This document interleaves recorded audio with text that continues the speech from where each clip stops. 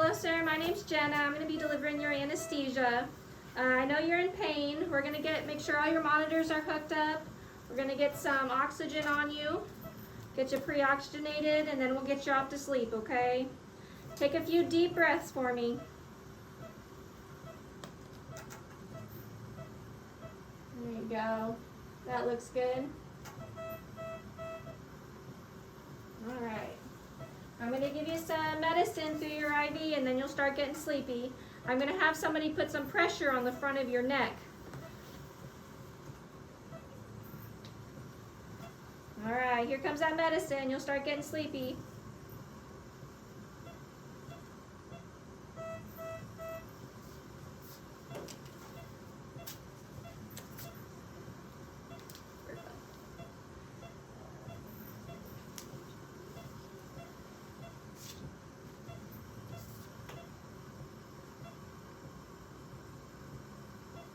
Alright, see some fasciculations, no more entitled CO2.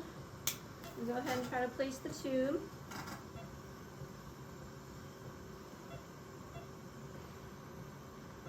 Man, I don't see very much. I think I might see the epiglottis.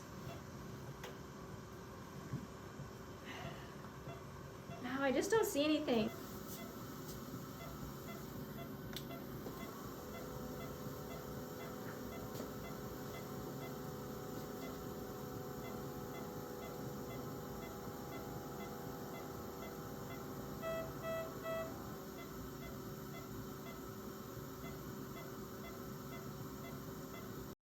Go ahead and go call for help. I'm going to try to use a different blade. And go ahead and put some more cricoid pressure on the front of his neck. I'm going to reposition his head.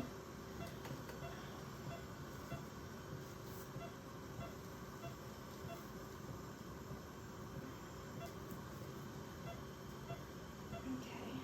I mean, I see the epiglottis. I don't see any of the arytenoids.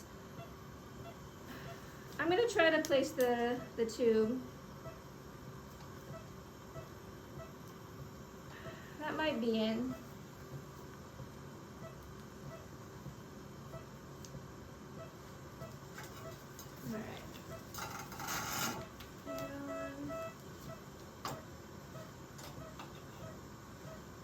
Alright, I don't see any condensation. What's going on? I can't get the tube in. I'm not sure it's in the right spot. Do you hear anything? No, I don't hear any breath sounds. Let's see. There hasn't been any entitled CO2. Okay, if we don't have entitled CO2, then we're not in. Okay. I'll go ahead and take out the tube.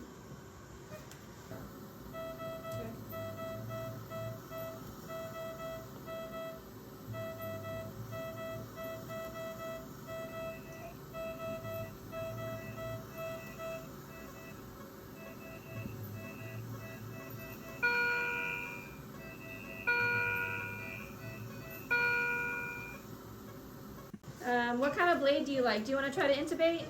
No, I'm not going to try to do direct laryngoscopy again because I don't want to have the airway get bloody, then it'll be harder to see. Let's just try to mask ventilate him. Okay. Since he's starting to desaturate. Okay. How's the ventilation? Man, it's really tough. I feel a lot of resistance. I can't get any air movement. I don't see any entitled CO2. I'm going to try to place an oral airway. Okay.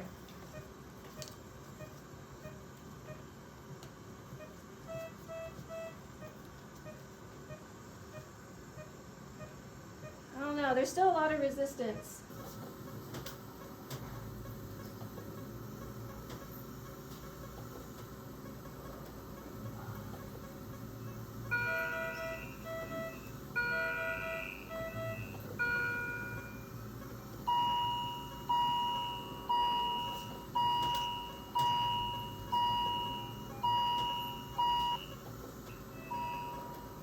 Okay, let's try to do a supraglottic airway. Okay.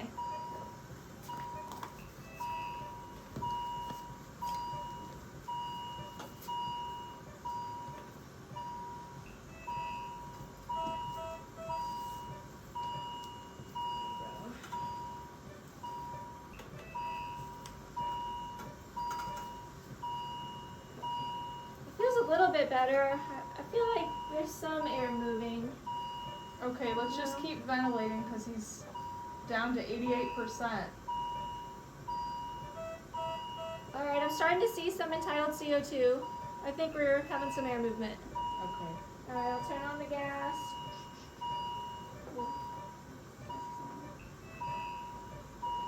Yeah, I see some condensation. Do you want to go ahead and listen?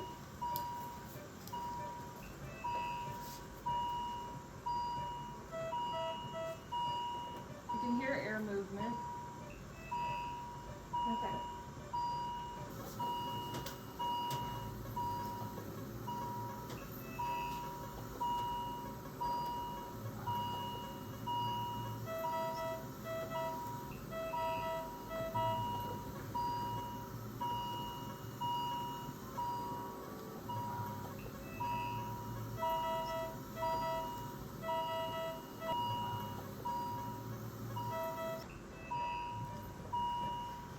Okay, let's just keep ventilating until his saturation comes back up. Okay.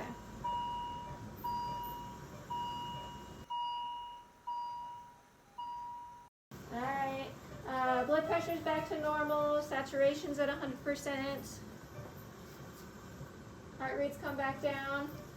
Looks good. Alright.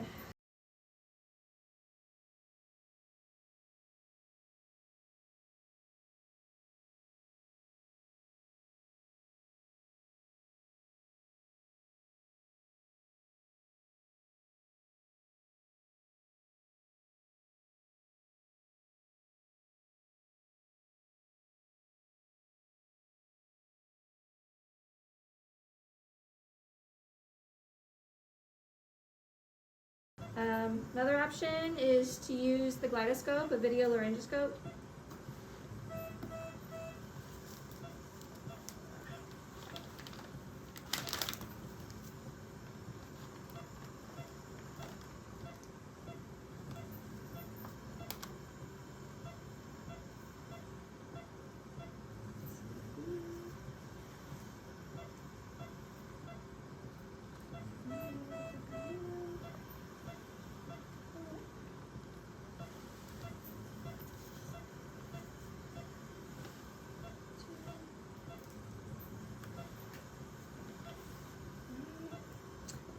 And we did watch it go through the cords, but we'll still make sure we have entitled CO2.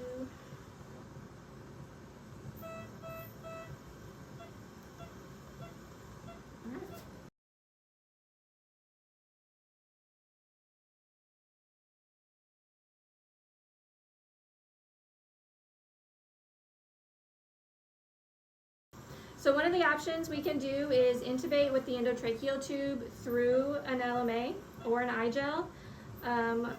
You have to have the correct size. Right now we're using a 6.0 tube and a size 5 iGel. You just have to make sure it actually fits through the supraglottic airway.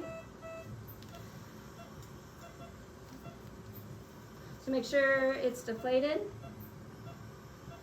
And it should fit pretty easily through. And then if it's seated well around the glottis, then the endotracheal tube should slide through the vocal cords, through the glottis. And then you can inflate the balloon. And the telltale way to know whether it's in the trachea or not is if there's entitled CO2. So if it's in the trachea and you can ventilate easily, and you have good entitled CO2.